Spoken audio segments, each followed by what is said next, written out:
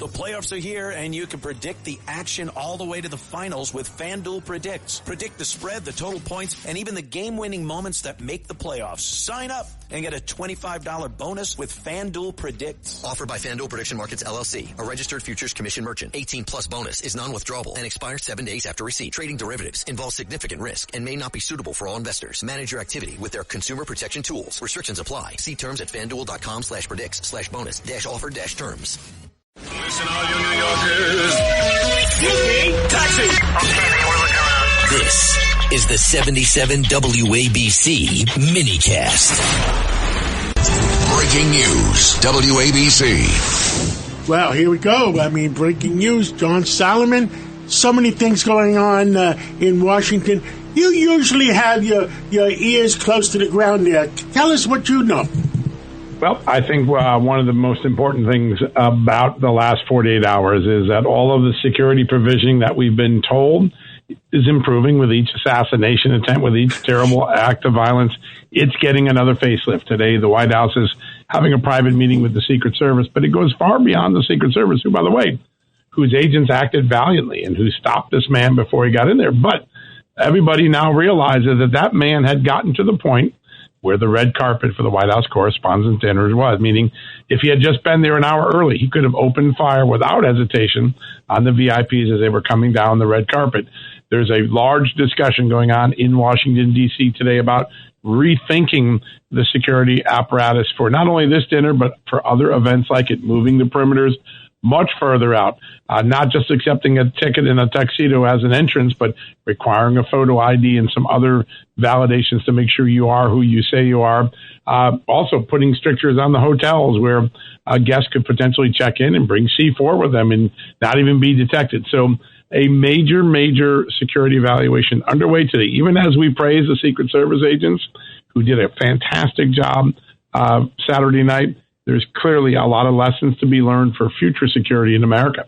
John, do you know anything about this guy, sort of anything about, like John and I were talking before the show about his background?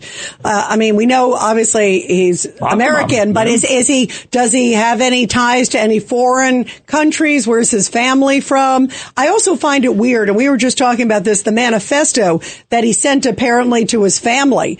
And the sister came out, who I think lives in Rockville, Maryland, which isn't that far, obviously, from D.C. I used to live in D.C., so I know the area well.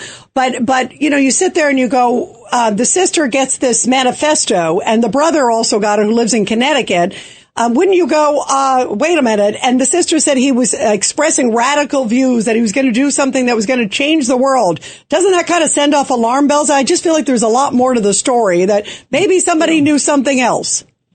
I think this is a story that we have seen many times in the last 4 or 5 years, whether it's school shooters who were escalating toward their act, or Luigi Mangione, or the young man who is accused of shooting Charlie Kirk. People around them began to detect something very specific. And I think we have to be cognizant. And both sides have their weaponization sides. Both sides have their protest sides. Both sides have their grievance sides. But the left has built a professional hate incorporated. It is hundreds of millions of dollars funded, and all day long with no Kings and DEI and CRT. They're beginning to infuse people with these notions that we live in a monarchy. That's not true. We don't. That somehow you're predetermined to live. Your future is predetermined by the color of your skin. That's the message of DEI and CRT. And you look into these manifestos, like the one that this guy Thomas allegedly wrote, Allen allegedly wrote, and you see instances that he talks about in the manifesto, his frustration with people who believe that you have to accept your fate, that you're predetermined to where you are. That's all ripped from this leftist ideology that is bombarding social media, bombarding television, bombarding education platforms. There is something larger. Security is going to be the first impact. I think the second is a far more deeper dive and perhaps deeper dismantling of a far left machinery that it seems to have been pretty effective in sowing dissent and perhaps winding people up like this guy to go take the action that they ultimately do. George Weinberg. John, what they've done is they've normalized political violence. Right. That's so right. They've normalized law breaking. You had this character who just had an interview the other day where they say it's okay to shoplift. It's okay to use the term of art that Engels, who is Karl Marx's compatriot, no, said. Judge, he went further. That you're talking about Hassan Piker. Social murder. The social murder. Social murder. He was justifying Luigi Mangione. Right, John, social murder comes back to Frederick Engels, who wrote the manifestos with Karl Marx. They believe it's justifiable to commit political murder. Well, you are finding some very important ties here. Remember, some of these groups that have been funding these protests, we see them meeting with our enemies in Cuba and in China. We have direct evidence of that occurring.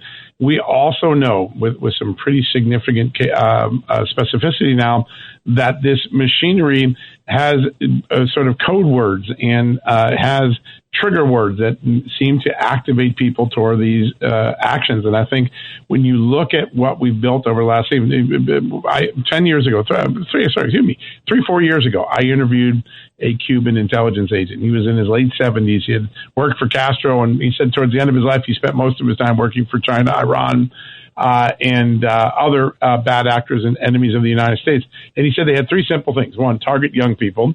Two, use teachers to get the messaging part. And then three, normalize the abnormal, because when you start to make abnormal things normal, you can sow chaos and dissent in a society. And that was the Cuban playbook for destabilizing the United States.